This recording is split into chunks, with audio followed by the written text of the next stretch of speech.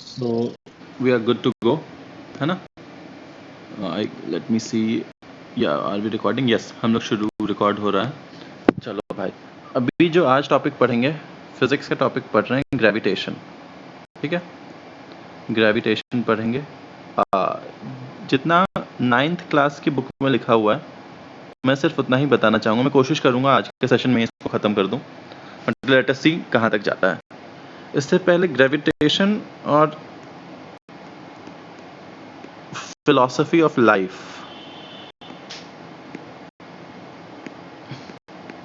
काफ़ी सिमिलैरिटी है दोनों में, नहीं? ग्रेविटेशन कहता है anything that goes up will come down. Philosophy of life भी यही कहता है, जिसका उदय होता है उसका अंत भी होता है ना. उदय और अस्त सही रहेगा, अंत थोड़ा ठीक नहीं रहेगा. फिर कह रहा है कि two objects will attract each other. Life भी यही कहता है कि दो लोग एक दूसरे को अट्रैक्ट करेंगे. बस लाइफ में थोड़ा वो वाली कहानी हो जाती है, इलेक्ट्रोस्टैट्स वाली कहानी थोड़ी सी आ जाती है लाइफ में. इलेक्ट्रोस्टैटिक्स की ऑपोजिट अट्रैक्ट, मेल और फीमेल के बीच में अट्रैक्शन ज़्यादा होगा, जैसे इलेक्ट्रॉन और प्रोटॉन के बीच में होता है. पॉजिटिव और नेगेटिव के बीच में अट्रैक्शन होता है. बट मेल में भी अट्रैक्शन होता है, ब्रदरली हो या फिर LGBT कम्युनिटी हो, सब चल रहा है. तो this holds true. That is all what I wanted to tell you. तो आगे फर्दर देखते हैं क्या हो रहा है. ग्रेविटेशन का लॉ क्या कहता है? कह रहा है दो मासेस हैं, m1 and m2. They are separated by a distance of r. तो सबसे पहले लॉ कहता है there will be a force of attraction between them. There will be a force of attraction between them.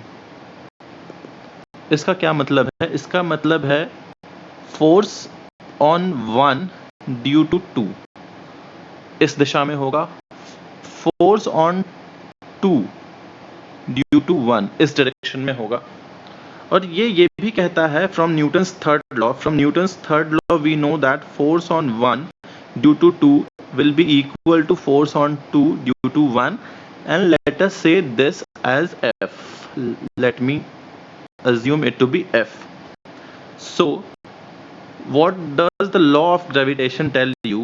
This F is directly proportional to the product of the masses. दोनों का मास का product के direct में proportional है.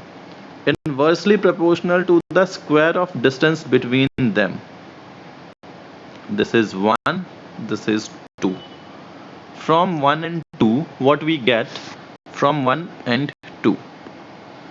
From 1 and 2, what we get is force is proportional to m1 m2 divided by r square. जब ये proportionality हटाएंगे sign, तो एक प्रोपोर्शनैलिटी कांस्टेंट आता है जिसको g बोलता हूं मैं, m1 m2 by r square. ठीक है. सिंस ये g जो है, g is a constant, universal constant बोल देता हूं मैं इसको, कांस्टेंट है. इसकी कुछ वैल्यू होती होगी. मैं वैल्यू में ज़्यादा इंटरेस्टेड नहीं हूं, मैं इसकी यूनिट में इंटरेस्टेड हूं. इसकी यूनिट क्या होगी? यहाँ पे इसकी यूनिट लिखनी है अपन को. यूनिट में क्या लिखूं इसकी? तो देखो, force is equal to g m1 m2 by r square, force into r square by m1 m2 is equal to g. Force की यूनिट मुझे पता है न्यूटन, r स्क्वायर मुझे पता है मीटर का स्क्वायर, मास मुझे पता है kg का स्क्वायर. मास इंटू मास है, तो ये हो जाएगा Newton metre square per kg square. ये हो जाएगा g, कैपिटल G की वैल्यू हो जाएगी. यूनिवर्सल कांस्टेंट की वैल्यू है 6.67 into 10 to the power minus 11 newton metre square per kg square. ठीक है. अब यहां से एक क्वेश्चन कह रहा है. क्वेश्चन क्या कह रहा है कि दो मासेस हैं. लेट अस m1 और m2 है, they are separated by a distance d apart. कह रहा है कि अगर मैं इन दोनों की डिस्टेंस को 2d कर देता हूं, if the separation between them is increased to 2d while masses remains same, masses being the same, तो उसके फोर्स पे क्या असर होगा? तो केस 1 का मैं फोर्स लिख रहा हूं, force is equal to g m1 m2 by r है d का स्क्वायर। इसको फोर्स 1 बोल देता हूं, इसको 1 सही लिखते भाई। फोर्स 2 कह रहा हूं, g m1 m2 bye 2d का स्क्वायर, दोनों के बीच का सेपरेशन 2d हो गया है, g m1 m2 bye 4d square. इसका मतलब f2 is equal to f1 bye 4, यानी फोर्स जो है इन दोनों के बीच का जो अट्रैक्शन अभी है, अभी जो इस पे फोर्स लग रहा होगा, force on 1 due to 2 in second case will be 1/4 of force on 1 due to 2 in first case, है ना?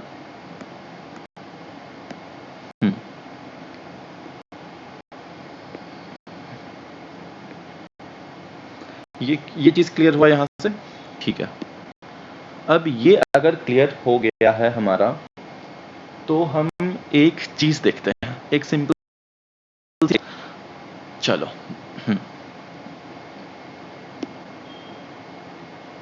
मेरे को कलर दूसरा लेने दो, ब्लू कलर लेता हूं। लेट अस से this is mass, this is earth, where me represents mass of earth, re represents radius of earth, and there is an object of mass m at a height of h from earth surface। ठीक है, क्या मैं कह रहा हूं? मास अर्थ है me, re है re, radius of अर्थ है, और h हाइट पे एक मास है m। सो ये ऑब्जेक्ट फ्री फॉल में है। क्या ये जो मास m है, अब मुझे ब्लैक पेन ले लेने दो, मास m is under the influence of only one force,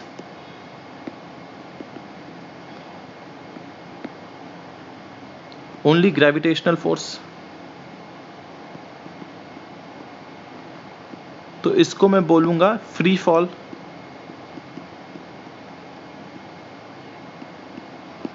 तो फ्री फॉल में जब ये मास m है, तो फोर्स कितना होगा फ्री फॉल में? m into G, where g is acceleration due to gravity.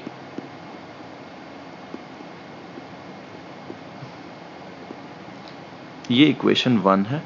अब मुझे ये बताओ, इन दोनों के बीच में ग्रेविटेशनल फोर्स लग रहा होगा, उसकी वैल्यू मैं लिख रहा हूँ, g into mass of earth into small mass, product of masses, and divided by separation between them का स्क्वायर। सेपरेशन दोनों के बीच में कितना है? ये इक्वेशन समझ में आई, G M E M by R E plus H का होल स्क्वायर। दिस इज, इसी चीज को तो मैंने ऐसे रिप्रेजेंट किया है, m इंटू जी, ये m कट गया, एक्सेलरेशन ड्यू टू ग्रेविटी की वैल्यू कितनी आई? G M E R E plus H का होल स्क्वायर। ठीक है, मतलब ये अर्थ है, ये रेडियस ऑफ अर्थ है, यहां से h हाइट पे कोई मास है, ठीक है, और ये फ्री फॉल का केस है। फ्री फॉल, वहां से मैंने निकाला acceleration due to gravity is equal to G M E by R E plus H का whole square. If h is equal to 0, अगर h इज इक्वल टू 0 पे है, मतलब एट सरफेस ऑफ अर्थ है, एट सरफेस ऑफ अर्थ है, तो g is equal to G M E by R E square हो जा रहा है।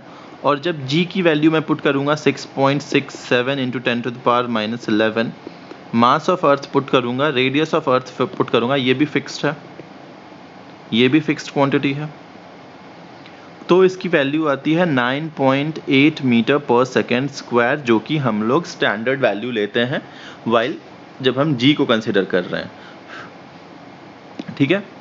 तो जब भी h is very very less than radius of अर्थ हो, h हाइट 1 मीटर हो, 2 मीटर हो, 4 मीटर हो, और रेडियस ऑफ अर्थ तो हमें पता है 6400 किलोमीटर होता है, ठीक है। जब भी h is very very less than radius of अर्थ हो तो h प्लस आर ई को हम आर ई के इक्वल लिख लेते हैं, एंड माई g का expression becomes G M E by R E plus h का जो होल स्क्वायर है इसको मैं ऐसे लिख लेता हूँ जी एम ई, इसको अप्रॉक्सीमेटली मैं ऐसे लिखता हूँ R E square, and in that case this is nothing but g is equal to 9.8 metre per second square.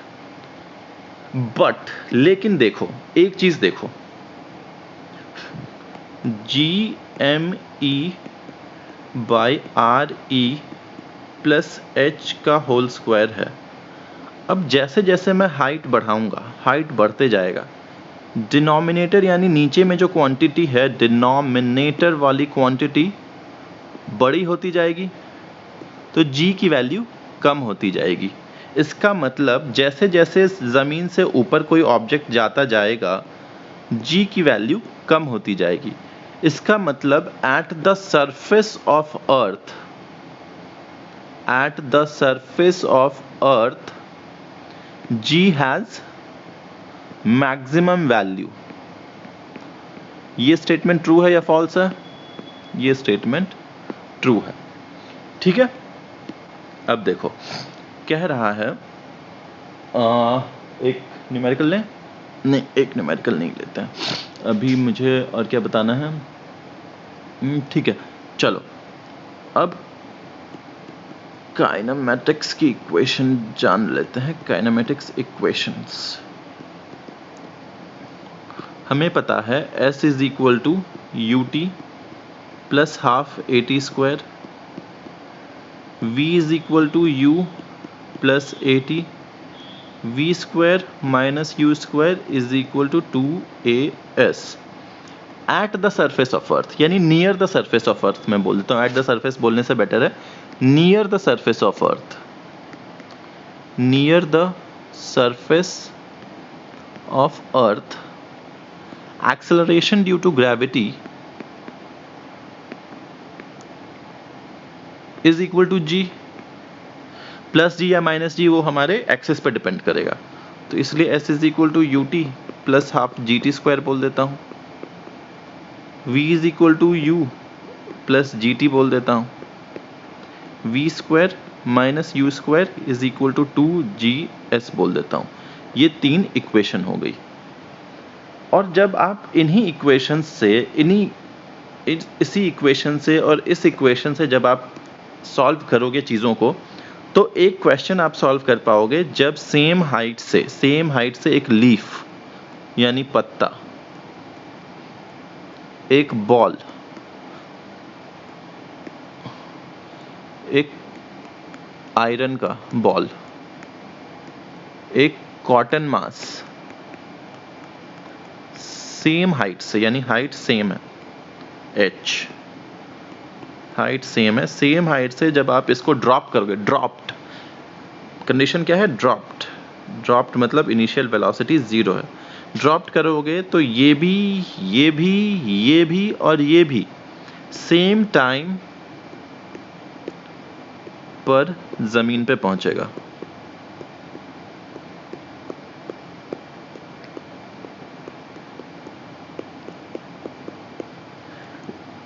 टकराने से पहले वेलोसिटी सभी की सेम होगी,